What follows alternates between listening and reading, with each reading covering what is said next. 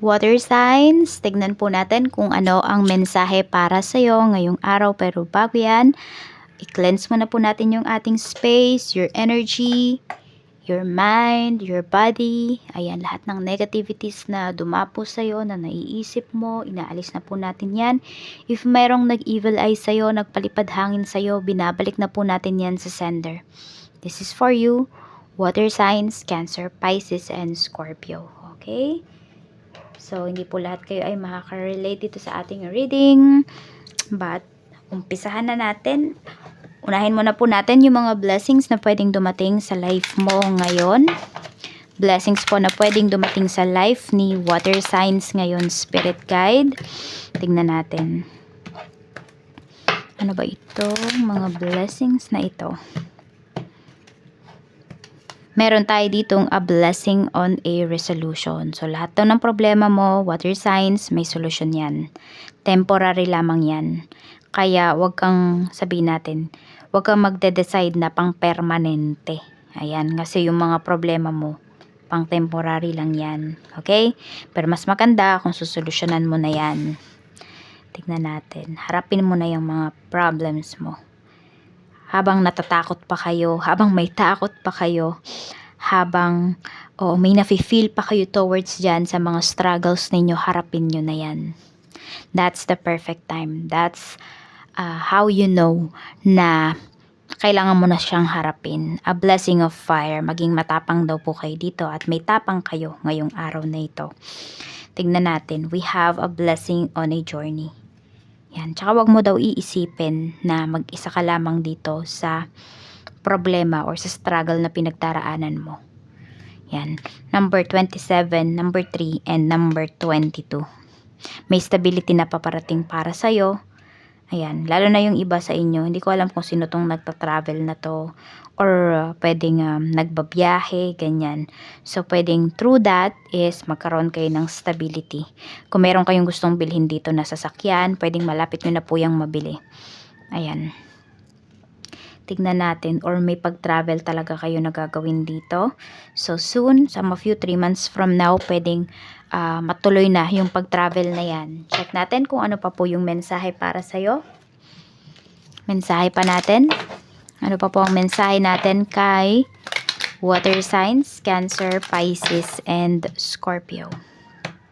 Maraming salamat po sa walang sawang pagsuporta ninyo dito sa aking channel, sa araw-araw na pagbalik. Sobra po kayong na-appreciate. Ayan.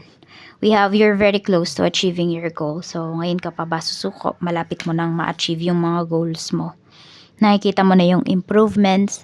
Andyan ka na sa momentum. So, ituloy-tuloy mo na yan, water signs. Look at the bigger picture. Ayan po. So, di ba? Tingnan mo.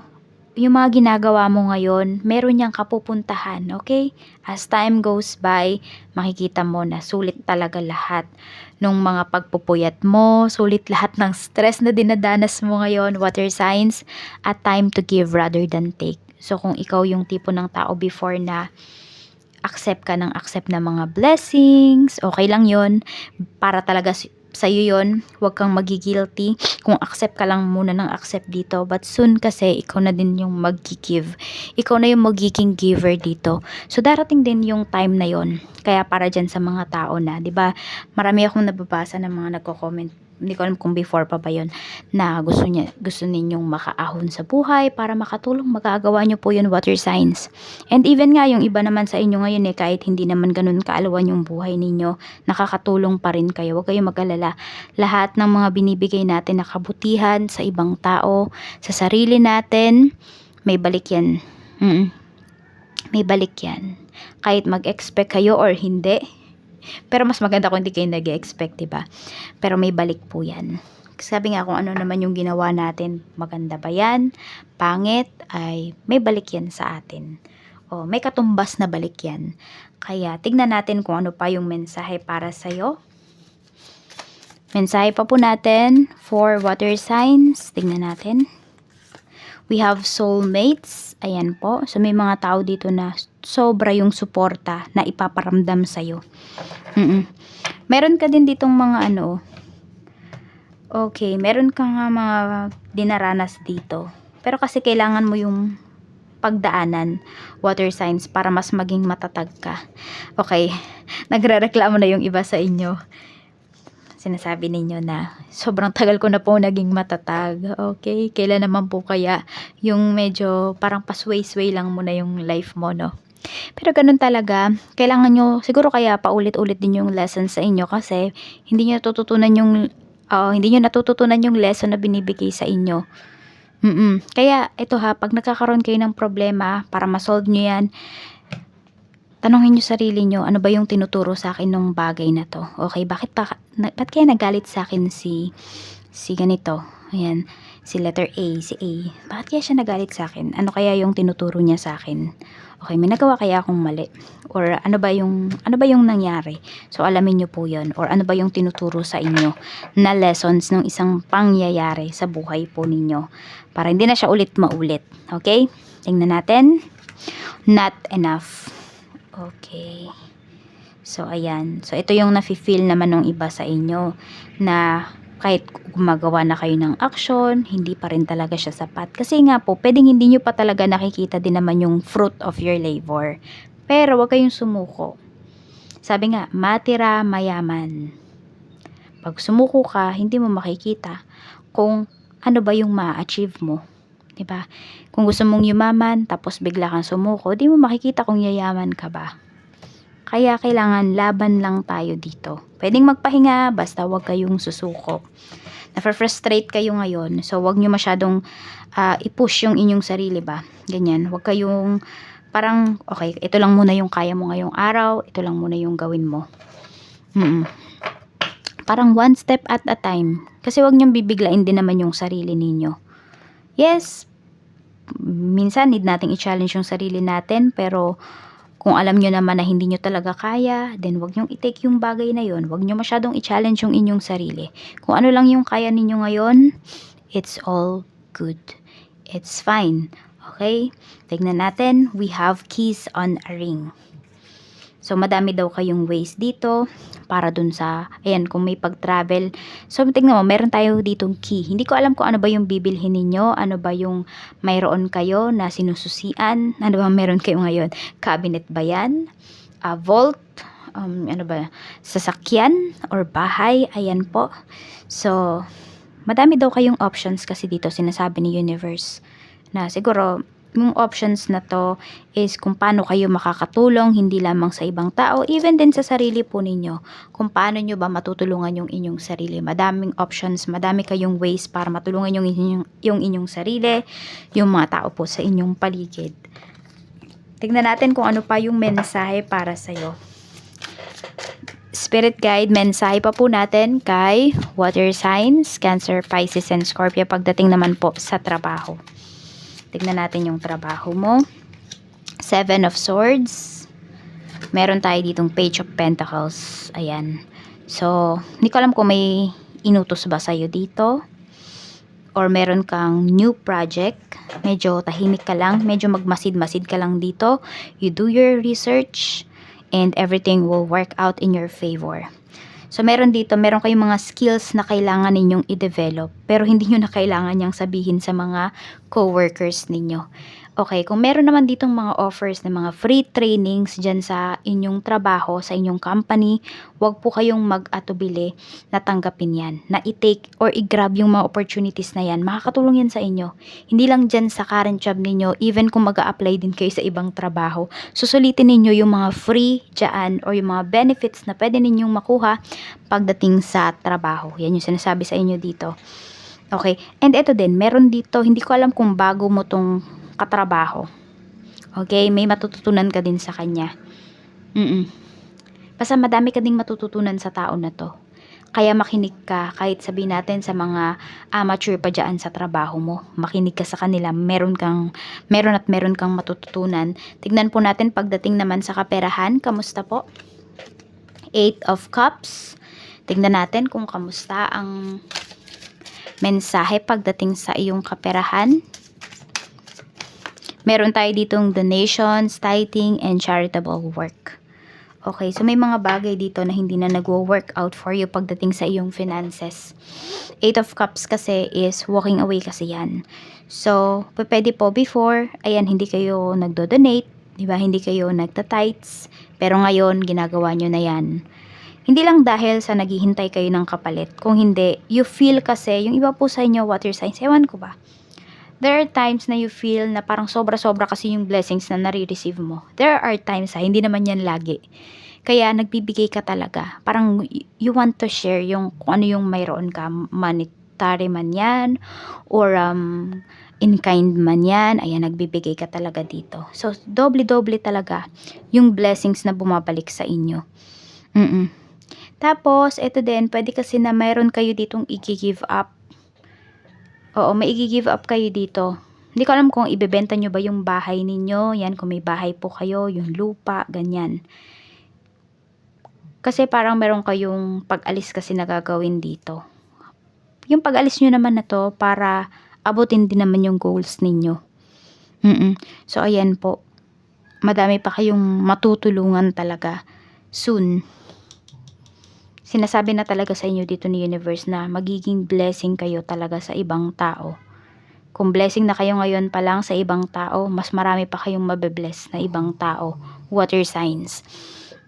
Tignan po natin pagdating naman sa negosyo. We have the moon. So may mga productions kayo dito na maaga nyong matatapos. Ayan nga, yes. Maaga nyo pong matatapos yung mga, yung mga orders, ganyan. Kasi sobrang focus nyo po dito pagdating sa inyong negosyo ngayon. Actually, kumakalat na yung negosyo mo. Madami nang, sabi natin, madami nang nakakatry, madami nang nagtitiwala sa iyong negosyo, water signs. Tapos, nakikita ko din dito kasi very focused kayo ngayon. So, pwedeng magre-restock yung iba sa inyo. So, sobrang focus kasi syempre, binibilang nyo yung nag-inventory. Nag-inventory yung iba sa inyo para malaman nyo ano pa ba yung kulang, ano ba yung orderin ninyo, ano ba yung stock na kailangang bilhin. Ayan po. So, actually, meron din namang mga naninira dito sa business mo. Pero kasi hindi ka nagpapadala sa kanila. Focus ka kasi sa goals mo pagdating dito sa iyong negosyo, which is good. Dapat naman talaga ganun. 'Di ba? Kaya nga kayo nagnegosyo ay para kumita. So, ayan yung pag-focusan po ninyo. Pero syempre, dapat aware ka pa rin sa mga nangyayari sa paligid mo or sa mga naririnig mong balita towards your business. Pero all in all naman, ayan, parang ano ka na dito wala ka ng care kung ano man yung sasabihin nila. Basta ikaw, napoprovide mo sa mga clients mo yung good service, yung produkto na hinahanap nila, all goods ka na dun. Tignan natin kung ano naman yung mensahe pagdating sa iyong love life. Tignan natin. So, brown po yung inyong lucky color or any nude color. I bury myself in work to forget you. Tignan natin. Pwedeng kayo to. Nagpapaka-busy ba kayo? Ayan. Kasi may mga problems kayo dito na ayaw nyo nang alalahanin. Tignan natin sa mga single. We have Queen of Cups. Merong naghihintay dito. Yan o. Yung tao na to, hindi ko alam kung pwedeng ikaw to, water signs. Hinihintay mo lang yung person na to na bumalik sa'yo. Or hinihintay mo lang na ma-notice ka ng tao na to. Pwede kasi yung iba sa inyo baka babae kayo kaya hindi kayo gumagawa ng move towards this person. So parang para makalimutan mo yung nararamdaman mo towards this guy, towards this girl, this woman, is pwede na nagtatrabaho ka na lang talaga. Doon mo na lang fino-focus yung iyong attention. Ayan. Kasi you feel na pwedeng, ay parang wala namang magiging something sa aming dalawa nung tao na to. Kaya nagfo-focus ka na lang sa makabuluhang bagay or mas makabuluhang bagay sa buhay mo. Check po natin para naman sa mga in a relationship. We have Page of Swords. Ito namang person mo, kahit naman po yan ay busy sa trabaho, kinakausap ka pa rin niya. Hindi man siguro katulad dati, yung tipong kunwari wala siyang ginagawa or naka-vacation siya, ganyan. Pero as much as possible, yung person mo, nag-e-effort talaga yan para makausap ka. Minsan nga siya pa yung nangungunang mag-message sa'yo. Sa mga mag-asawa naman, ayan. So, pwedeng may paparating kasi na blessing dito para sa inyo. May paparating na baby. So, sobrang busy na po. Sobra talaga yung pagtatrabaho. Pwedeng parehas kayo. Ayan po, baka may mga inaayos na kayo dito ng mga mga plans, I mean mga anong plans ba 'to? Kunwari insurance, mga benefits, yung puwedeng makuhang benefits, kunwari maternity benefits. So, baka inaayos niyo na po 'yan. At meron din kayong sisimulan dito. Ito kasi, 'yan. Kaya sobrang busy ninyo. 'Di ko alam kung negosyo ba 'tong sisimulan ninyo ng asawa mo, pero sobrang busy po ninyo parehas ngayon.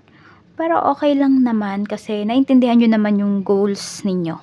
Kaya wala naman akong reklamo na nafi-feel dito. Parang, alam ninyo yung isa-sacrifice ninyo. Alam ninyo na masa-sacrifice yung time ninyo with each other, and that's fine for now kasi nga puwedeng meron kayong sinisimulan or nag-uumpisa pa lang kayo dito kunwari sa inyong trabaho, sa inyong negosyo.